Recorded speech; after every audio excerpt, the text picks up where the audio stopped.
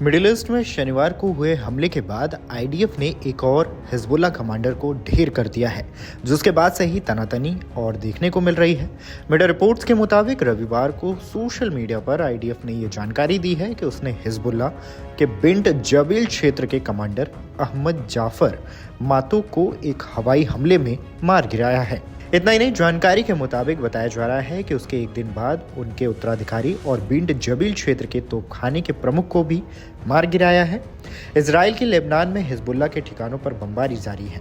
Media reports के मुताबिक Iran पर हवाई हमले के एक दिन बाद इजराइल ने रविवार को लेबनान में हिजबुल्ला के भीषण ठिकानों पर बमबारी की है। रिपोर्ट के मुताबिक इजरायली सेना ने कहा है कि उसने एक दिन पहले दक्षिणी लेबनान में हिजबुल्ला के कई लड़ाकों को भी मार गिराया और 120 ठिकानों पर हमला किया है।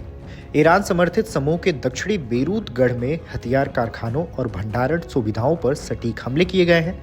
उधर इजराइल के प्रधानमंत्री बेंजामिन नेतन्याहू ने कहा है कि इजराइल के हवाई हमलों ने ईरान को गंभीर रूप से नुकसान पहुंचाया है और यह कार्रवाई सभी लक्ष्यों को हासिल करने में सफल रही है। नेतन्याहू का यह बयान इस महीने की शुरुआत में ईरान की ओर से किए गए बैलिस्टिक मिसाइल हमलों के जवाब में आईडीएफ के ताज़ा हमलों को लेकर आया था। इजरायली प्रधानमंत्री ने कहा है कि पश्चाताप के दिन अभियान समाप्त हो गया है।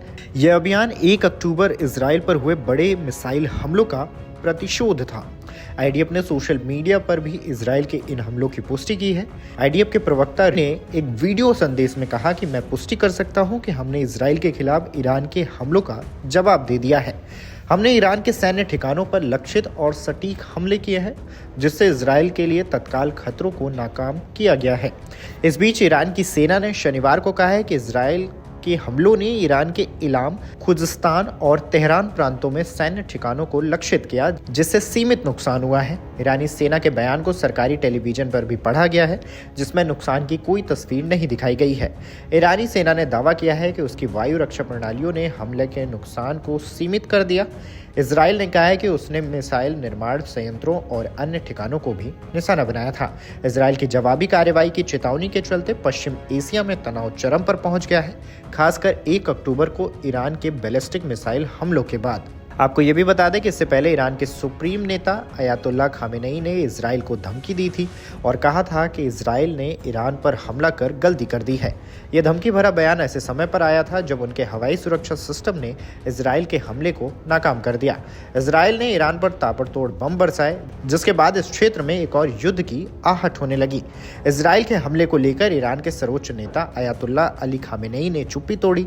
यही वजह है कि ईरान के सर्वोच्च नेता ने इजरायली हमलों को लेकर कहा कि इन्हें बहुत बढ़ा चढ़ाकर पेश नहीं करना चाहिए और न ही इन्हें बहुत हल्के में लेना चाहिए। ईरान के सर्वोच्च नेता ने कहा था कि इजराइल को ईरानी लोगों की ताकत, दृढ़ संकल्प की ताकत समझनी होगी। खामेनेई ने सोशल मीडिया पर पोस्ट किया और लिखा कि यहूदी शासन ने देर रात पहले गलत कदम उठाया। हमें दृढ़ संकल्प, ईरानी लोगों की पहल और ताकत दिखानी होगी।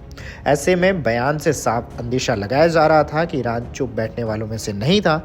इसके बीच इजराइल ने फिर ताबड़तोड़ हमला किया और कमांडर, इसके साथ ही तोपखाने के प्रमुख को मार गिराया है। वीडियो डेस्क अमरउजाला.com। अगर आप ये वीडियो YouTube पर देख रहे हैं तो हमारे चैनल को सब्सक्राइब कर बेल आइकन दबाएं और Facebook पर देख रहे हैं तो हमारे पेज को लाइक करें। 8 मिलियन प्लस सब्सक्राइबर, आपके इस भरोसे के लिए बहुत धन्यवाद। अगर आप ये वीडियो YouTube पर देख रहे हैं तो हमारे चैनल को सब्सक्राइब कर बेल आइकन दबाएं और Facebook पर देख रहे हैं तो हमारे पेज को लाइक करें। 8 मिलियन प्लस सब्सक्राइबर, आपके इस भरोसे के लिए बहुत धन्यवाद।